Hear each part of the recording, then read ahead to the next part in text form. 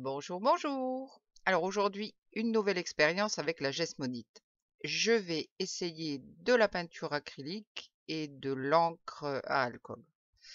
Sur le site de Claire's Crafty Corner, les encres à alcool, j'ai vu que ça marche plus ou moins, d'ailleurs plutôt moins. Mais je vais quand même essayer. Alors je vais utiliser ce petit moule cœur avec lequel je vais faire mes essais, parce que comme c'est pas très profond, je ne vais pas gaspiller trop de Gesmonite. Donc, je sais que je vais devoir séparer ma préparation pour mes différents essais. Ça va pas être évident. Bon, enfin, je vais voir. Donc, je vais d'abord peser mon liquide.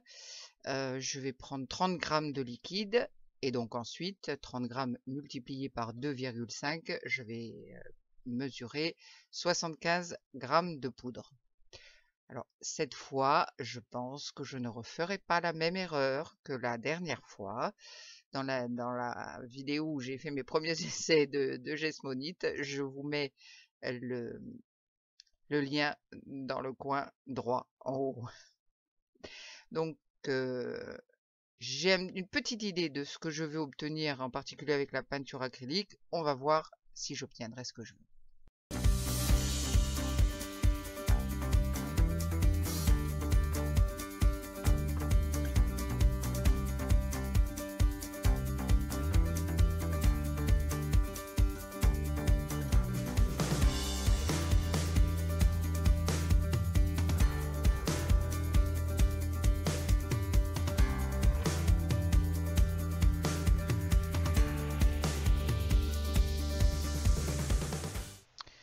Je vais commencer avec la peinture acrylique. Donc, j'ai une petite idée de la couleur que je vais obtenir. Je vais donc mélanger du jaune ocre avec du rouge. Je vais commencer par n'utiliser qu'une très petite quantité, comme vous allez pouvoir le voir. Je rajouterai s'il en faut d'autres.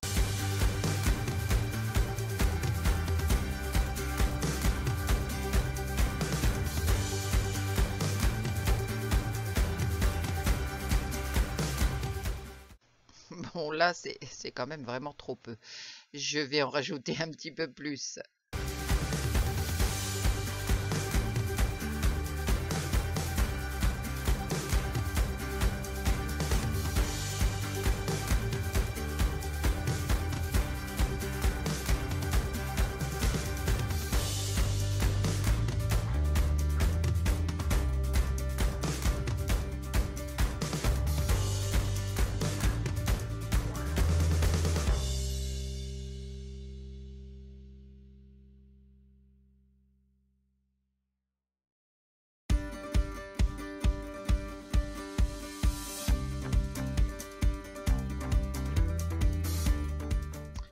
Allez, on va commencer à mélanger avec le fouet. Je sais qu'il va falloir que je fasse vite une fois que le mélange liquide et poudre sera fait, puisque comme je veux le séparer en 3 parties et que la Gesmonite prend très vite, alors c'est un essai en fait pour un autre projet avec un moule un peu plus important, et je veux voir comment les couleurs réagissent.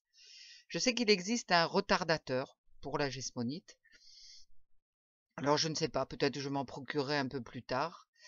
Ah oui, une chose aussi, j'ai mis une bassine d'eau chaude près de moi pour mettre mes instruments à tremper dès que je les ai utilisés. Si on fait ça aussitôt, il n'y a pas de dépôt. La Gesmonite n'a pas le temps de prendre. Donc je peux ensuite vider dans les canalisations sans souci. Allez, je vais séparer en 3 parties.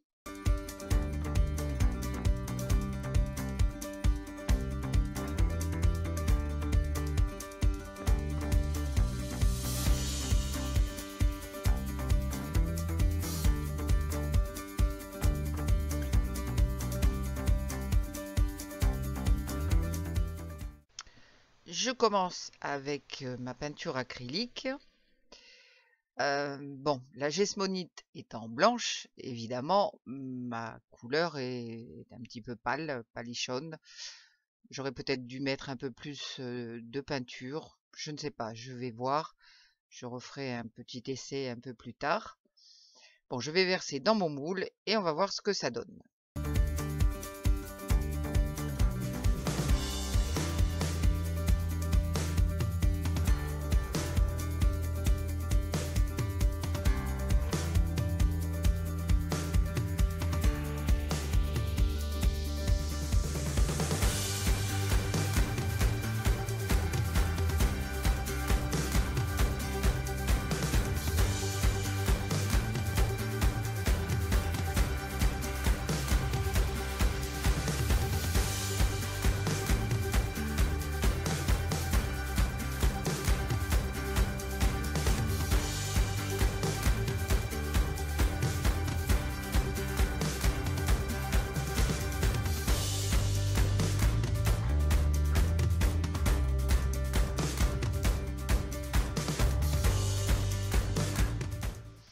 Allez, maintenant, je me dépêche de verser cette partie où il n'y a rien dedans.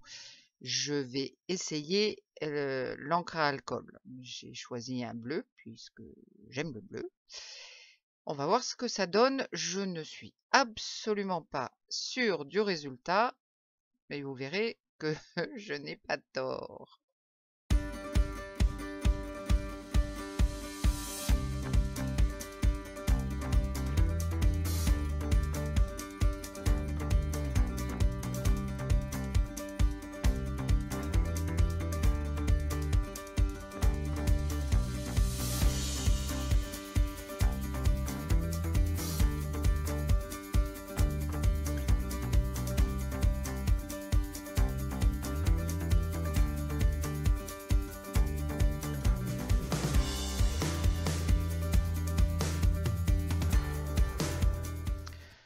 Un petit tour avec mon bâtonnet pour voir ce que ça donne. Je ne le pousse pas vraiment au fond de la gesmonite. Bon, allez, on verra bien dans 20 minutes.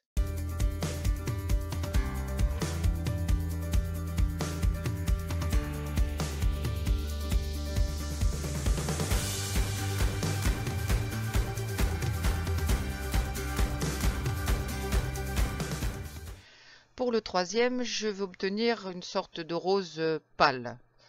Vous avez vu que je n'en ai pas mis beaucoup, j'ai pas mis beaucoup de peinture.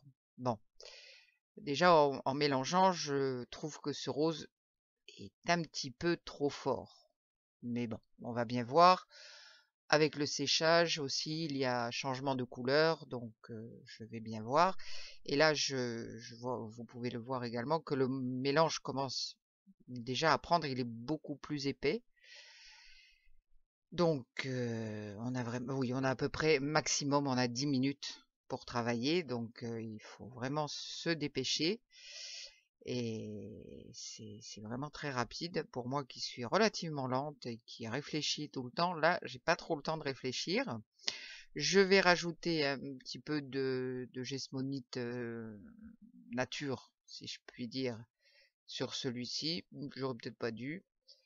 Bon, on verra bien ce qui va se passer.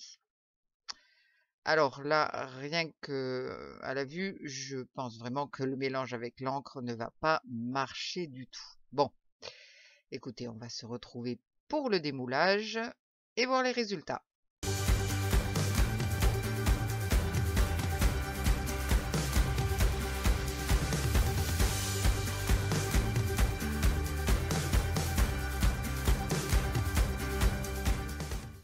Nous voici 20-25 minutes plus tard. Alors, le premier n'est pas mal. Le second, comme vous allez le voir, a un petit trou à l'arrière. Enfin, disons qu'il a une cavité. Ça, c'est sûrement dû à une bulle d'air qui était emprisonnée. Bon. Alors, c'est pas la couleur que je voulais obtenir. Bon, il va falloir que je retravaille ça. Alors, j'attends des encres enfin, spécifiques, des colorants spécifiques pour la gesmonite. Je pense que j'obtiendrai peut-être des résultats un petit peu meilleurs et un peu plus faciles. Donc on verra bien. Alors bon voilà, mes 3 petits cœurs là sont mignons comme tout. Bon, j'ai une petite idée de ce que je vais faire, on va voir. Alors le rose, le rose il est trop foncé, et puis cette espèce de bavure blanche derrière ne me va pas. Et celui avec l'encre, c'est clair, l'encre n'a même pas séché. Mais ça, je m'en doutais. Donc, je vais attendre 24 heures que tout ce petit monde sèche et puis je vous retrouve avec une idée pour embellir ces petits cœurs. À tout de suite!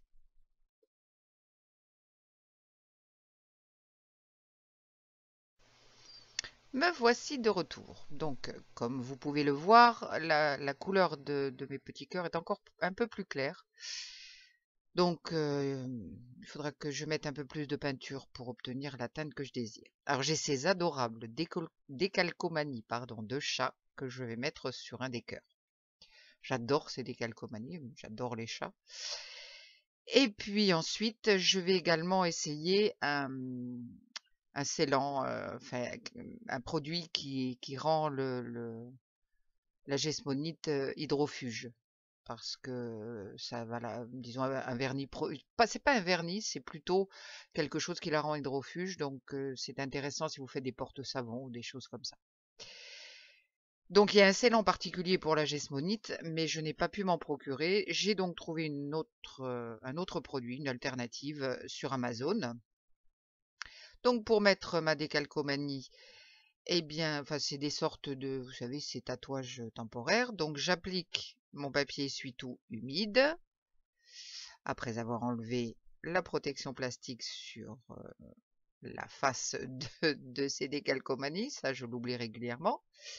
Donc j'essaye de la centrer et avec mon papier essuie-tout humide, je tamponne bien et puis ensuite je vais retirer la protection et normalement ça doit marcher.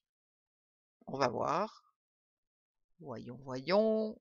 Suspense. Eh bien,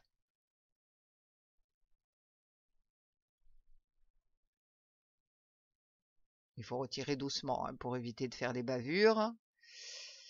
Donc, c'est pas facile sur ce matériau. C'est plus facile sur la résine. Et voilà mon petit chat. Parfait. Donc, je vais attendre également que tout sèche bien, hein, puisque j'ai mis un petit peu voilà, de choses humides. Donc, avant d'appliquer mon scellant, bon, c'est pas très mouillé, mais quand même, je préfère attendre un petit peu avant de mettre mon protecteur. Je vous retrouve de suite.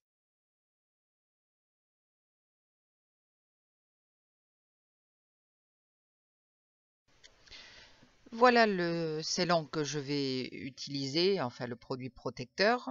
Je vous mets la liste des produits dans la feuille de description. Donc c'est un produit qui est fait pour étanchéifier l'argile et je vais appliquer avec ce pinceau mousse. Il en faut, enfin pour cette pièce en plus, il en faut très peu, mais c'est vrai que, non en fait il en faut très peu puisque je l'ai fait sur les petits plats que je vous avais montrés et franchement, voilà, c'est très très liquide. Donc je vais bien voir ce que ça donne. Il faut bien en mettre partout. Je fais attention à ma décalcomanie quand même, je ne veux pas la décoller. Je pense que je vais en repasser 2 ou 3 couches. Ils disent qu'il faut attendre 5-6 heures entre 2 couches. Bon, on verra. Bon, j'espère que ça marchera. Et puis, je passerai certainement, du moins sur ce petit cœur-là, je vais certainement passer aussi une couche de vernis. Je vais vous dire tout de suite si ça marche. Eh bien écoutez, ça marche super bien. Voilà le résultat. Je suis vraiment très contente. Allez, je vous remercie de m'avoir accompagnée et je vous dis à bientôt.